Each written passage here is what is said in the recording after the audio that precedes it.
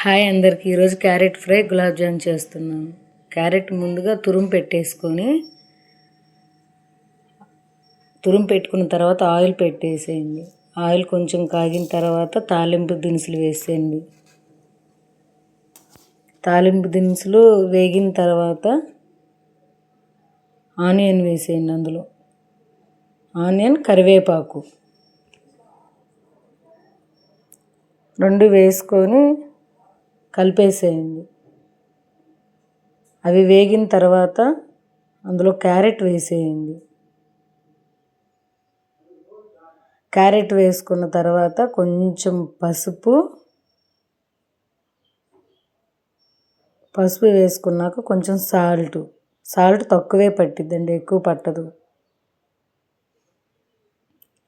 రెండు వేసుకున్నాక మంచిగా కలిపేసి మూత పెట్టేసి ఒక 5 నిమిషాలు వదిలేసేయండి.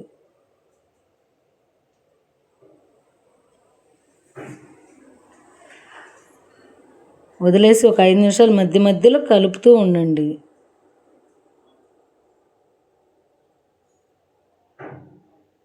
తర్వాత అంత వేగిన తర్వాత కొంచెం కొబ్బరి కారం వేసేయండి.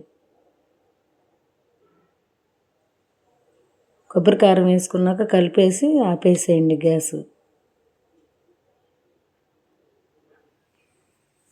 ఇంట్లో గులాబ్ జామ్ ప్యాకెట్ ఉందండి. సరే గులాబ్ జామ్ కూడా చేద్దామని చేస్తున్నాం. ఒక గులాబ్ జామ్ ప్యాకెట్ తీసుకొని ఒక బౌల్లో పిండి అంతా వేసేయండి. పిండి అంతా వేసుకున్న తర్వాత పాలు పోసుకొని అందులోకి కలిపేసేయండి.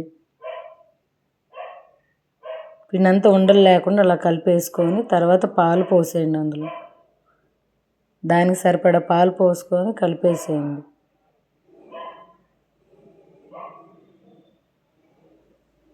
పాలు పోసుకున్నాక కలిపేసి ఒక ముద్దలాగా చేసి పక్కన పెట్టేసేయండి ఒక 1/2 అవర్.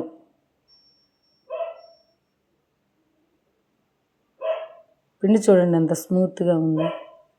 తర్వాత చిన్న చిన్న బౌల్ లాగా రౌండ్గా చేసుకొని పక్కన పెట్టేసేయండి. చిన్న పెద్ద వద్దండి, అట్లాగే నేను చూపిస్తున్నాను చూడండి. రౌండ్గా చేసి అన్నీ పక్కన పెట్టేసుకోండి. నేను అన్నీ చేసుకున్నాను. తర్వాత ఆయిల్ పెట్టేసేయండి గ్యాస్ పైన. ఇంకా ఆయిల్ కాగుతూ ఉండగా నేను దానికి పాకం కావాలి, చక్కెర పాకం. నేను ఒక బౌల్లో చక్కెర తీసుకొని టీ కప్పు వాటర్ పోసాను. తర్వాత అది గ్యాస్ పైన పెట్టేసాను. నేను ఇంకా ఆయిల్ కాగిన తర్వాత ఈ ఉండలు చేసుకున్నాను కదా నేను, అవి తీసుకెళ్ళి ఆయిల్లో వేసాను. ఆయిల్లో వేసాక రెడ్గా వస్తాయి అవన్నీ, అప్పుడు తీసేయండి. అవి తీసి పాకం కూడా అవుతుంది ఒక సైడు. ఆ పాకం అయిన తర్వాత యాలక్కాయల పొడి వేసేయండి. అందులో యాలకులు నేను అట్లా తీసి వేసాను. తర్వాత నేను పక్కన పెట్టేసాను. ఇవన్నీ తీసుకొచ్చి ఇందులో వేసాను. గ్యాస్ ఆపేసి పక్కకు దించుకున్న తర్వాత వేసేయండి ఇవన్నీ. ఈ ఒక 10 నిమిషాలకి ఆ వాటర్ అదంతా పాకం అంతా దానికి పట్టేసి గులాబ్ జామ్కి ఉబ్బుతాయండి మంచిగా. ఓకేనండి. ఇంకోవైపు సాంబార్ కూడా పెట్టేసాను గ్యాస్ పైన. Okay bye. మన ఛానల్ని లైక్ చేయండి.